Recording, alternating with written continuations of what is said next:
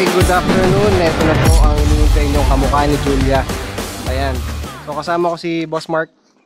Hey! Pangalan boss, mag-ano ka muna. Mark David po, from San Fernando po. Mark David from San Fernando. Ayan. So meron siyang unit dito. So kasama siya sa Founding 6 pala ng Apex. And ngayon lang natin i-feature yung kanyang motor. So yung kahapon kasi hindi nakapunta. Nagka-problema yung motor niya. So ito na. Ito na yung kakambal ni Julia. Ayun. Ikutan muna natin bago natin isa-isahin yung mga pyesa, syempre. Linis. Yan, ganyan muna. Mamaya pagtatabi natin silang dalawa ni Julia kasi makikita nyo yung similarities talaga niya. Okay.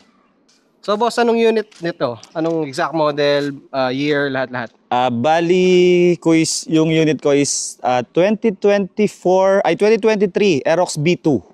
2023. Last November siya na, December siya na-release eh. December. So 23, acquired pa siya siguro ng 24. Okay. ABS ba to? Non-ABS po, Non-ABS. standard. Okay. Standard, yung may susi pa yan, may susi yan. Pero grabe no, linis. Isa sa mga pinaka malinis na nakita kong Aerox to eh.